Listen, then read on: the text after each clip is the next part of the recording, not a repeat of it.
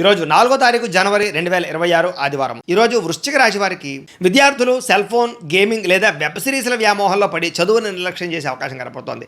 సమయాన్ని వృధా చేయడం వల్ల పరీక్షల్లో ఉత్తీర్ణత తగ్గుతుందనే విషయం గుర్తుపెట్టుకోండి.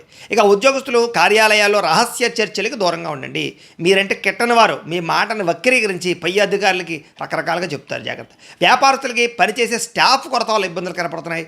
అనుకోకుండా కొంత వ్యాపార నష్టాలు కూడా కనపడుతున్నాయి. స్త్రీలు విలువైనటువంటి వస్తువులు లేదా నగలు ఎక్కడో పెట్టి మర్చిపోవడం కానీ, లేదా ఇంట్లో టెన్షన్లు పెరిగిపోవడం కానీ, బయట వ్యక్తుల సలహాలు విని కుటుంబంలో వ్యక్తుల్ని దూరం చేసుకోవడం కానీ కనపడుతోంది, జాగ్రత్త. విదేశాల్లో ఉండే భారతీయులు డాక్యుమెంటేషన్ లేదా అగ్రిమెంట్ విషయాల్లో పొరపాట్లు జరిగే అవకాశాలు కనపడుతున్నాయి. ఉద్యోగం పోయే అవకాశాలు ఉన్నాయి, జాగ్రత్తగా ఉండాలి.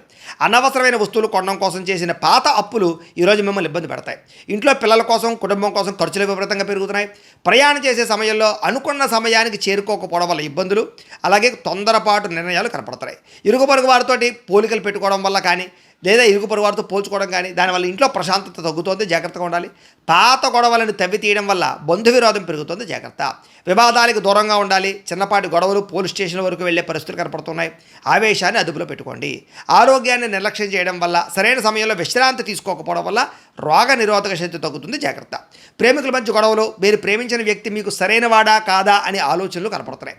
భార్యాభర్తలు ఒకరొకరు తక్కువ చేసి మాట్లాడుకోవడం వల్ల మానసిక దూరం పెరుగుతుంది, జాగ్రత్త. దురాశకు పోయి తప్పుడు పెట్టుబడులు పెట్టడం వల్ల, బెట్టింగులు, జోదంలో డబ్బులు పెట్టడం వల్ల నష్టపోతారు, జాగ్రత్తగా ఉండాలి.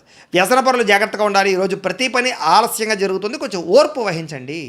రేపటి రాశిఫలం కూడా మీకు రావాలంటే ఇక్కడ ఒకసారి లైక్ చేసి సబ్స్క్రైబ్ చేయండి. అలాగే ఇక్కడ కనపడుతున్నటువంటి లింక్ మీద మీరు క్లిక్ చేసినట్లయితే మీకు సూర్యనారాయణమూర్తికి పూజ ఎలా చేసుకోవాలో వీడియో వస్తుంది. ఆ వీడియోని ఎదురుకుండా పెట్టుకుని మీ ఇంట్లో సూర్యనారాయణమూర్తికి ఈరోజు పూజ చేసుకోవడం వల్ల మీకు సకల ఐశ్వర్యాలు కలుగుతాయి, ఆరోగ్యం కలుగుతుంది.